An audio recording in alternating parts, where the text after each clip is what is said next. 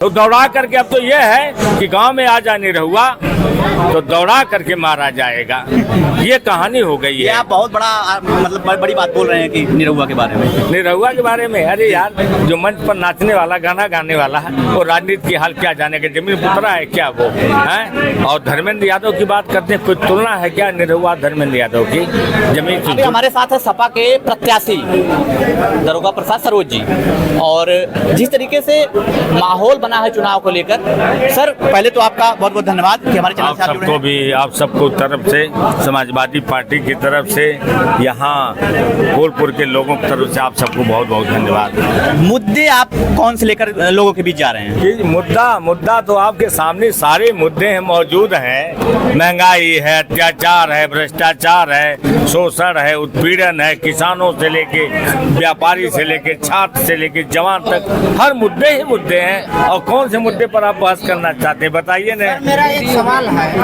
इस सरकार में एक नया जो है चमत्कार पैदा हुआ है। पहले लोग सरकारी सर्विस जो है प्राइवेट सर्विस करते थे, प्राइवेट करते करते लोग सरकारी हो जाते थे।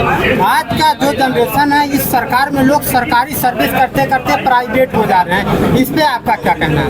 यही तो बात है, ये तो हम आप लोगों को समझा रहे हैं कि चाय बेचने वाला पूरा देश बेच रहा है, पूरे किसान को बेच रहा है। यही तो मैं लेकर के जा रहा हूँ। मेरे ही बात तो आप ही कह रहे हो, यही मैं कह रहा हूँ कि नहीं, बहका करके लोगों को भ्रम में डाल करके सबका साथ सबका विकास। तो मैं कहना चाहूँगा कि सबके साथ विश्वासघात किया है आदरणीय मोदी जी ने, सबके साथ विश्वासघात किया है और साथ किसी का नहीं है उसका। जब उनके पास उनका जीवन साथी ही साथ नहीं है कोई क्या परिवार है, तो परिवार के बारे में क्या जानेगा। तो मैं ये कहना चाहूँगा। सर एक सवाल मेरा और है, क्या आपको लगता है कि भाजपा सरकार पूरे प्रदेश में चले जाएगी कि? देखिए जिस तरह से रुझान आ रही है, आक्रोश, चाहे वो छोटा हो चाहे बड़ा हो, किसान हो चाहे वो व्यापारी हो, कोई भी हो, छात्र हो चाहे जवान हो, सारे लोगों के अंदर ये हो गया कि विश्वासघात करने वाला प्रधानमंत्री को इस बार हटा देना है। सपा इंडिया गठबंधन की उत्तर प्रदेश में कितनी सीटें आपके अनुमान से आ रही हैं? आप ये कह रहे हैं, ये तो जनता से पूछे, जनता खुद कह रही है। इंडिया गठबंधन की अगर बात करते हैं, पीडीए की बात करते हैं, तो और चाहे अगड़ा हो चाहे पिछड़ा हो, चाहे शोषित हो, दलित हो, माइनॉरिटी, सारे लोगों की एक आवाज, केवल एक आवाज है कि अब हम नहीं देश बिकने देंगे, हम देश को बंटने भी नहीं देंगे। और इन्होंने तो कहा था कि देश नहीं हम बिकने देंगे। हम तो लग रहा था कि जैसे देश बंट रहा, बांटने की कोशिश इन्होंने किया, लेकिन इंडिया गठबंधन पीडीए ने मिल करके कहा कि नहीं, ये देश हमारा है, हम देश को नहीं बिकने देंगे। मोदी जी इंडिया गठबंधन में बड़ा कटाक्ष कर रहे हैं कि अगर ये पार्टी सत्ता में आ रही है तो अलायंस से, गठबंधन से, तो प्रधानमंत्री कौन बनेगा, ये लेकर। अरे लोग वाले अपनी चिंता कर लें कि राजनाथ जी बनेंगे, कि जोगी जी बनेंगे, कि नितिन गडकरी बनेंगे। हमारा फैसला हो गया है, वो हम जानते हैं। आप जानते हैं हमारा फैसला हो गया है, हमारी पार्टी ने कर लिया है। हमारे बारे में क्यों, उनको तो ये जानना चाहिए कि इस बार मैं प्रधानमंत्री बनूंगा कि नहीं बनूंगा। दूसरे की मेरा एक सवाल और आपसे, मेरा सवाल है, ये संविधान बचाने के लिए देश में बंटवारा ना हो, इसके लिए जनता को क्या करना चाहिए? जनता एकदम सड़कों पर आ गई है। बड़ी मुश्किल से हमें आज़ादी मिली है, बड़ी मुश्किल से आज़ादी मिली है। बहुत लोगों ने कुर्बानियाँ दी हैं, और जिन लोगों ने सुनिए, सारे लोग एक मुद्दे को, केवल इंडिया गठबंधन, मोदी भगाओ और देश बचाओ, यही नारा है हमारे लोगों का। आपको देखने में लग रहा है, गांव-गांव जाइए, आप पता करिए, ये तो झूठा कह रहे हैं कि इतना इतना इतना। इस बार उन्होंने कहा ना, एक नारा लगाया, इस बार 400 पार हार गए हैं बुरी तरह से। 400 पार नहीं, 400 से हार इस बार। उल्टा बोल रहे हैं, उल्टा बोलबाई करते हैं, जैसा कि आप जानते ही हो। जो भी उन्होंने कहा है, उनके कथनी और करने में आदरणीय नरेंद्र मोदी जी के बहुत अंतर है, बहुत अंतर है। इतना बड़ा जुमलेबाज, इतना बड़ा मदारी, इतना बड़ा धोखेबाज दुनिया में कोई ऐसा नेता नहीं, कोई प्रधानमंत्री नहीं हुआ है जितना बड़ा झूठ उन्होंने बोला है। अभी हम लोग माहौल में, और माहौल में बगल में झुग्गी झोपड़ियों में लोग लड़ रहे हैं। अब लगभग 7 साल से योगी जी की सरकार है और 10 साल से सेंटर में केंद्र की सरकार है। उनको उनका कोई सहारा नहीं है। अगर आप जीत रहे हैं चुनाव, क्या उनको आप उनको खाने का इंतजाम हम करेंगे। हम आटा देंगे, 5 किलो ही दे रहा है, हमारी योजना रही है, आज से नहीं।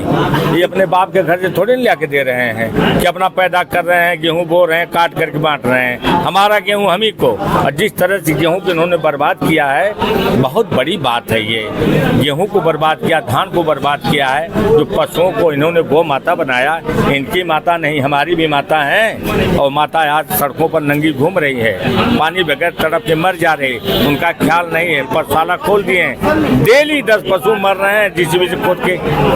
बताओ, किसान का एक ATM था ये, क्या आज नहीं? इनके लोग ले जा करके जब पल जा रहे हैं तो ले जाकर बेच दे रहे हैं, कलकत्ता चले जा रहे हैं। एक भी गाय हमारी सुरक्षित नहीं है। गौ माता कहते हैं, झूठ बोलते हैं। और आज जो हैं, मैं उनको हक दिलाऊंगा, उनके खाने का इंतजाम करूंगा, उनके बच्चों को पढ़ने का हम इंतजाम करेंगे, उनके बच्चों को नौकरी का हम इंतजाम। देखा आपने घोषणा पत्र जी, जो ही हमारी सरकार बनी 30 लाख आपने देखा ना? मेरा मैनिफेस्टो देखा, ये मैं दूंगा, ये इंडिया गठबंधन देगी। और हर महिला को 1 लाख रुपया ये सालाना मिलेगा, 1 लाख रुपया। हर बेरोजगार को भी 1 लाख रुपया देने का काम हम करेंगे।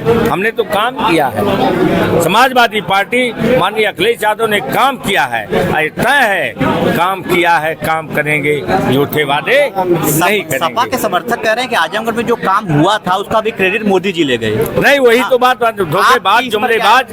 मेरे काम को, जैसे यहाँ कृषि विश्वविद्यालय बना गया, मेरा हॉस्पिटल बना, PGI बनी, सड़कें बनी, पूर्वांचल बना, तमाम पुलों का जाल बिछा। माननीय अखिलेश यादव के नेतृत्व में उनकी सरकार में एक भी बता दो कोई पुल, हवाई अड्डा हमने बनवाया। और जाकर के तो मैं बता रहा हूँ, किसानों की जमीन तुम ले रहे हो, बिना पैसे की फ्री में ले रहे हो। आंदोलित तो है वहाँ का किसान, क्या ये वोट देगा? कैसे वो 400 पार कर रहे हैं? इस बार तो मैं बता दूं, इनकी जमानत देखी, मूड बन गया है अब आजमगढ़ का नहीं, पूर्वांचल का, पूरे प्रदेश का और देश का, कि मोदी हटाओ, देश बचाओ, संविधान बचाओ, ये है। नारा लगाना चाहिए। 2 सीटें लोकसभा की हैं। आजमगढ़, हाँ, उन्हीं के पास जाओ। आजमगढ़ सदर की है और आप यहाँ से लड़ रहे हैं चुनाव। आजमगढ़ सदर में जिस तरीके से निरहुआ बोल रहे हैं कि हम धर्मेंद्र को हरा देंगे, बड़े बात उन्होंने कर दिया कि हम फिल्म सिटी यहीं लगा देंगे, ये सारी चीजें कर देंगे। क्या निरहुआ बड़बोले कारण से चुनाव हार जाएंगे? देखिए, एक चीज मैं बताऊं, दीपक आपने देखा है ना जी? दीपक कल्याणेरा, आप लोग उस चीज को नहीं देखे, जबरी जिसको बोलते हैं, बिल्कुल देखे हैं जी। जब जबरी का तेल खत्म हो जाता है, बहुत तगड़ा लौ देती है, प्रकाश देती है, इसके बाद बुझ जाती है। अब निरहुआ जीवन में कभी वो चुनाव लड़ने लायक नहीं, वो जीत ही नहीं पाएगा। जमानत जब्त होने जा रही, कहाँ बोल रहा है? तो दौड़ा करके अब तो ये है कि गांव में आ जा निरहुआ तो दौड़ा करके मारा जाएगा, ये कहानी हो गई है। आप बहुत बड़ा, मतलब बड़ी बात बोल रहे हैं कि निरहुआ के बारे में। निरहुआ के बारे में, अरे यार, जो मंच पर नाचने वाला, गाना गाने वाला है, वो राजनीति की हाल क्या जाने के, जमीन पुतरा है क्या वो है? और धर्मेंद्र यादव की बात करते हैं, कोई तुलना है क्या? निरहुआ धर्मेंद्र यादव की जमीन से जुड़ा हुआ व्यक्ति है, उसने देखा हर गरीब को। हीरो हीरोइन क्यों, ये सब सारी चीजें हैं। आज आजमगढ़ की जनता और लालगंज की जनता,